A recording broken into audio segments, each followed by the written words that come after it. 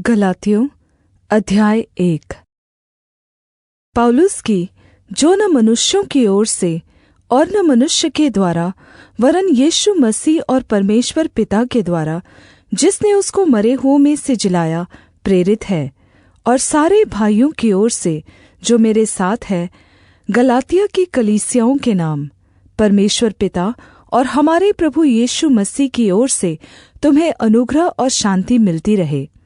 उसी ने अपने आप को हमारे पापों के लिए दे दिया, ताकि हमारे परमेश्वर और पिता की इच्छा के अनुसार हमें इस वर्तमान बुरे संसार से छुड़ाए। उसकी महिमा युगानुयुग होती रहे। आमीन। मुझे आश्चर्य होता है कि जिसने तुम्हें मसीह के अनुग्रह से बुलाया, उससे तुम इतनी जल्दी फिरकर और ही प्रकार के सुसमाचार की ओर झुकने लगे। परंतु वह दूसरा सुसमाचार है ही नहीं, पर बात यह है कि कितने ऐसे हैं जो तुम्हें घबरा देते और मसीह के सुसमाचार को बिगाड़ना चाहते हैं। परंतु यदि हम या स्वर्ग से कोई दूत भी उस सुसमाचार को छोड़ जो हमने तुमको सुनाया है, कोई और सुसमाचार तुम्हें सुनाए, तो श्रापित हो। जैसा हम पहले कह चुके हैं, वैसा ही मैं अब फिर कहता हूँ कि उस सुसमाचार को छोड़ जिसे तुमने ग्रहण किया है, यदि कोई और सुसमाचार सुनाता है, तो श्रापित हो। अब मैं क्या मनुष्यों को मानता हूँ या परमेश्वर को? क्या मैं मनुष्यों को प्रसन्न करना चाहता हूँ? यदि मैं अब तक मनुष्यों को ही प्रसन्न करता रहता, तो मसीह का दास न होता। हे भाइयों, मैं तुम्हें जताए देता हूँ कि जो सुसमाचार मैंने सुनाया है, वह मनुष्य का नहीं, क्योंकि वह मुझे मनुष्य की ओर से नहीं पहुँचा और न मुझे सिखाया गया, पर यीशु मसीह के प्रकाशन से मिला। यहूदी मत में जो पहले मेरा चाल चलन था, तुम सुन चुके हो कि मैं परमेश्वर की कलीसिया को बहुत ही सताता और नाश करता था, और मैं यहूदी धर्म में अपने साथी यहूदियों से अधिक आगे बढ़ रहा था और अपने पूर्वजों की परंपराओं में बहुत ही उत्तेजित था। परंतु परमेश्वर की जब इच्छा हुई, उसने मेरी माता के गर्भ ही से मुझे ठहराया और अपने अनुग्रह से बुला लिया कि मुझ में अपने पुत्र को प्रगट करे, कि मैं अन्य जातियों में उसका सुसमाचार सुनाऊं। तो न मैंने मांस और लहू से सलाह ली, और न यरूशलेम को उनके पास गया जो मुझसे पहले प्रेरित थे, पर तुरंत अरब को चला गया और फिर वहां से दमिश्क को लौट आया। फिर 3 वर्ष के बाद मैं कैफा से भेंट करने के लिए यरूशलेम को गया और उसके पास 15 दिन तक रहा। परंतु प्रभु के भाई याकूब को छोड़ और प्रेरितों में से किसी से न मिला। जो बातें मैं तुम्हें लिखता हूँ, परमेश्वर को उपस्थित जानकर कहता हूँ कि वे झूठी नहीं। इसके बाद मैं सीरिया और किलिकिया के देशों में आया, परंतु यहूदिया की कलीसियाओं ने जो मसीह में थी, मेरा मुँह तो कभी नहीं देखा था, परंतु यही सुना करती थी कि जो हमें पहले सताता था, वह अब उसी विश्वास का सुसमाचार सुनाता है जिसे पहले नाश करता था, और मेरे विषय में परमेश्वर की महिमा करती थी। गलातियों अध्याय 2। 14 वर्ष के बाद मैं बरनबास के साथ यरूशलेम को गया और तीतुस को भी साथ ले गया, और मेरा जाना ईश्वरीय प्रकाश के अनुसार हुआ, और जो सुसमाचार मैं अन्य जातियों में प्रचार करता हूँ, उसको मैंने उन्हें बता दिया, पर एकांत में उन्हीं को जो बड़े समझे जाते थे, ताकि ऐसा न हो कि मेरी इस समय की या पिछली भागदौड़ व्यर्थ ठहरे। परंतु तीतुस भी, जो मेरे साथ था और जो यूनानी है, खतना कराने के लिए विवश नहीं किया गया। और यह उन झूठे भाइयों के कारण हुआ जो चोरी से घुस आए थे, कि उस स्वतंत्रता का जो मसीह यीशु में हमें मिली है, भेद कर हमें दास बनाए। उनके अधीन होना हमने एक घड़ी भर न माना, इसलिए कि सुसमाचार की सच्चाई तुम में बनी रहे।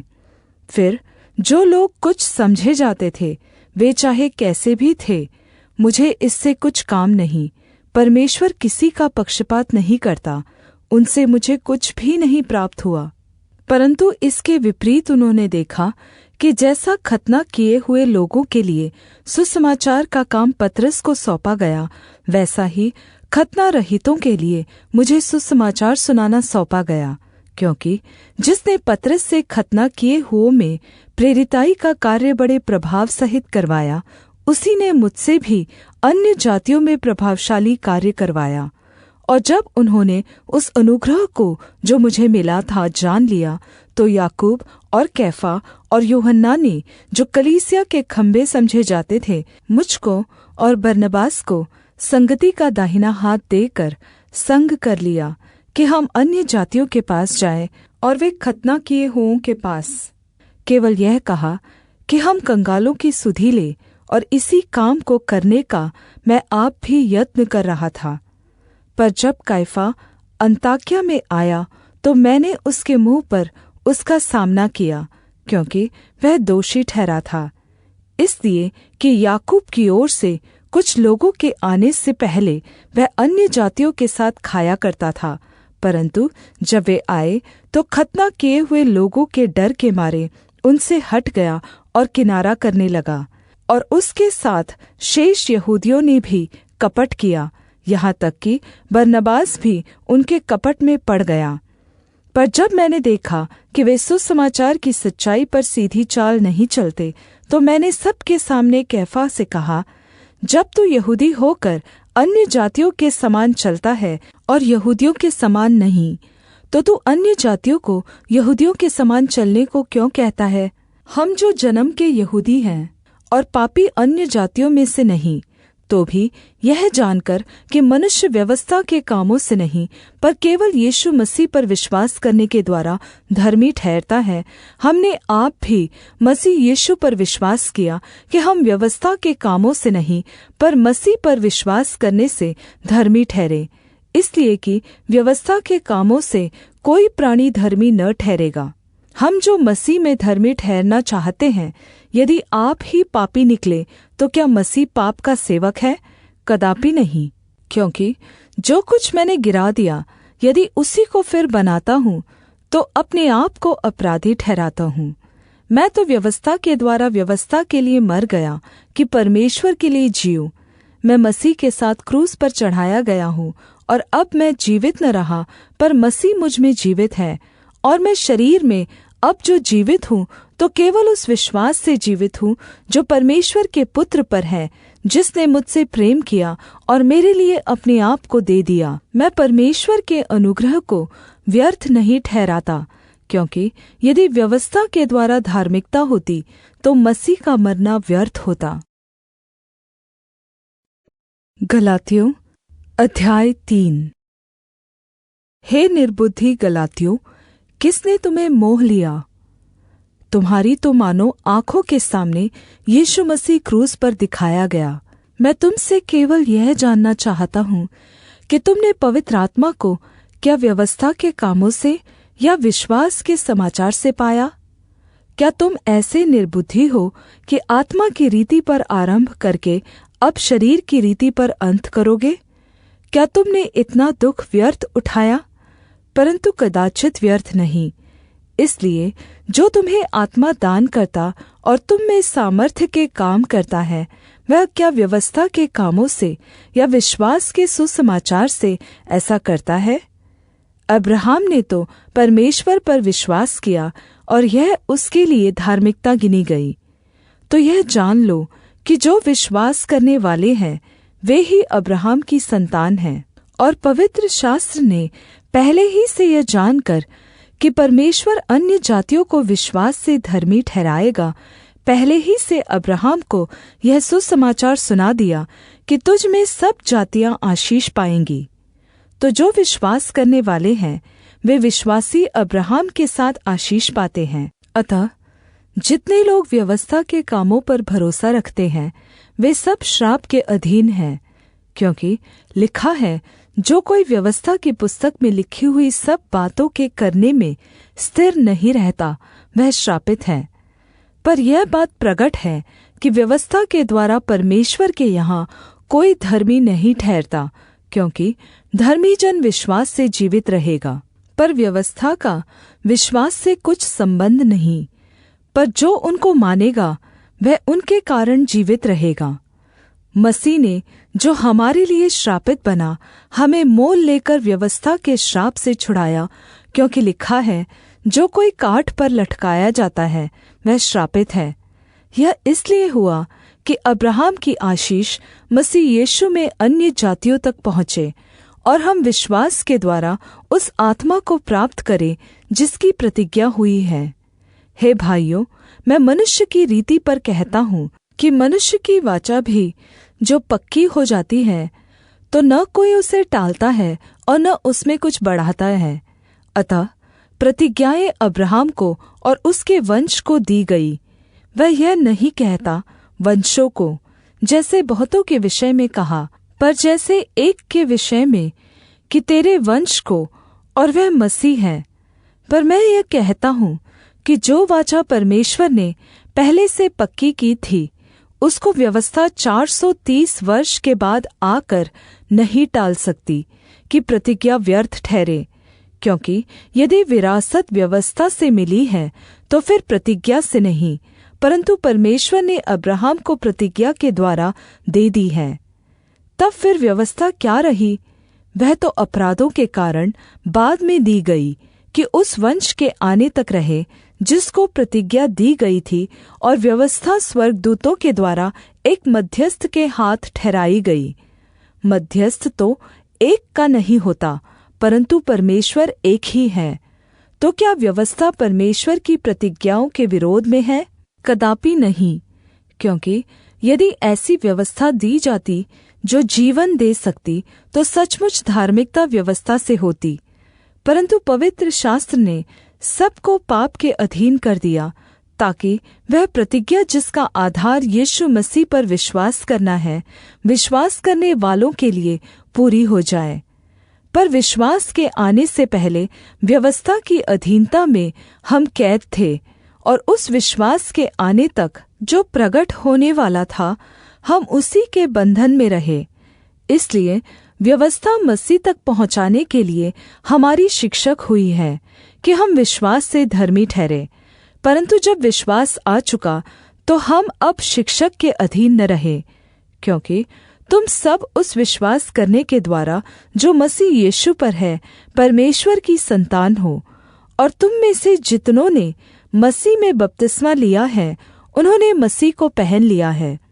अब न कोई यहूदी रहा और न यूनानी, न कोई दास न स्वतंत्र, न कोई नर न नारी, क्योंकि तुम सब मसीह यीशु में एक हो। और यदि तुम मसीह के हो तो अब्राहम के वंश और प्रतिज्ञा के अनुसार वारिस भी हो।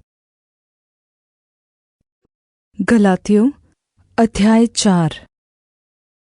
मैं यह कहता हूँ कि वारिस जब तक बालक है, यद्यपि सब वस्तुओं का स्वामी है, तो भी उसमें और दास में कुछ भेद नहीं, परंतु पिता के ठहराए हुए समय तक रक्षकों और भंडारियों के वश में रहता है।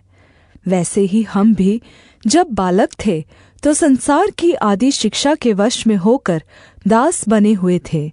परंतु जब समय पूरा हुआ तो परमेश्वर ने अपने पुत्र को भेजा, जो स्त्री से जन्मा और व्यवस्था के अधीन उत्पन्न हुआ, ताकि व्यवस्था के अधीनों को मोल लेकर छुड़ा ले और हमको लेपालक होने का पद मिले। और तुम जो पुत्र हो, इसलिए परमेश्वर ने अपने पुत्र के आत्मा को, जो हे अब्बा हे पिता कहकर पुकारता है, हमारे हृदय में भेजा है। इसलिए तू अब दास नहीं परंतु पुत्र है, और जब पुत्र हुआ तो परमेश्वर के द्वारा वारिस भी हुआ। फिर पहले तो तुम परमेश्वर को न जानकर उनके दास थे जो स्वभाव में देवता नहीं। पर अब जो तुमने परमेश्वर को पहचान लिया, वरन परमेश्वर ने तुमको पहचाना, तो उन निर्बल और निकम्मी आदि शिक्षा की बातों की ओर क्यों फिरते हो, जिनके तुम दोबारा दास होना चाहते हो? तुम दिनों और महीनों और नियत समयों और वर्षों को मानते हो। मैं तुम्हारे विषय में डरता हूँ, कहीं ऐसा न हो कि जो परिश्रम मैंने तुम्हारे लिए किया है वह व्यर्थ ठहरे। हे भाइयों, मैं तुमसे विनती करता हूँ, तुम मेरे समान हो जाओ, क्योंकि मैं भी तुम्हारे समान हुआ हूँ। तुमने मेरा कुछ बिगाड़ा नहीं, पर तुम जानते हो कि पहले पहल मैंने शरीर की निर्बलता के कारण तुम्हें सुसमाचार सुनाया, और तुमने मेरी शारीरिक दशा को, जो तुम्हारी परीक्षा का कारण थी, तुच्छ न जाना, न उससे घृणा की, और परमेश्वर के दूत वरन् मसीह के समान मुझे ग्रहण किया। तो वह तुम्हारा आनन्द कहाँ गया? मैं तुम्हारा गवाह हूँ कि यदि हो सकता तो तुम अपनी आँखें भी निकाल कर मुझे दे देते। तो क्या तुमसे सच बोलने के कारण मैं तुम्हारा बैरी हो गया हूँ? वे तुम्हें मित्र बनाना तो चाहते हैं, पर भली मनसा से नहीं, वरन् तुम्हें मुझसे अलग करना चाहते हैं कि तुम उन्हीं के साथ हो जाओ।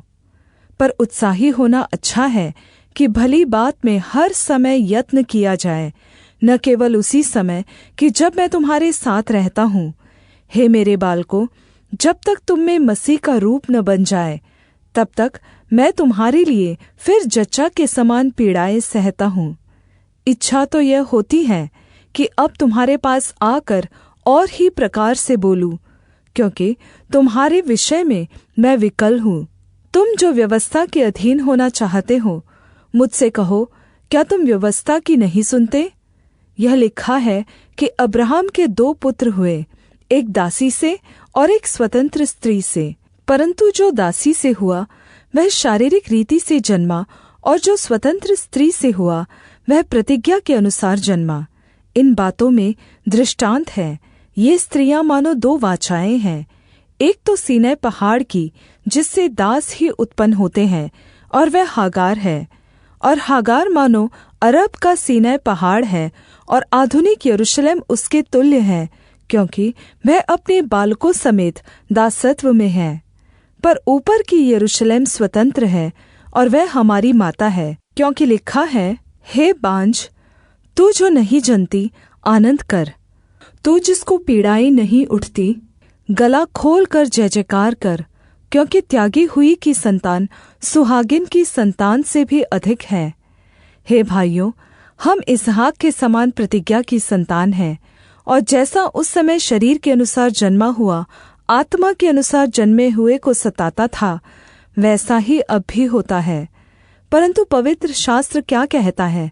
दासी और उसके पुत्र को निकाल दे, क्योंकि दासी का पुत्र स्वतंत्र स्त्री के पुत्र के साथ उत्तराधिकारी नहीं होगा। इसलिए हे भाइयों, हम दासी के नहीं परन्तु स्वतंत्र स्त्री की संतान हैं। गलातियों अध्याय 5। मसीह ने स्वतंत्रता के लिए हमें स्वतंत्र किया है, इसलिए इसमें स्थिर रहो और दासत्व के जुए में फिर से न जुतो। मैं पौलुस तुमसे कहता हूँ कि यदि खतना कराओगे तो मसीह से तुम्हें कुछ लाभ न होगा। फिर भी मैं हर एक खतना करने वाले को जताए देता हूँ कि उसे सारी व्यवस्था माननी पड़ेगी।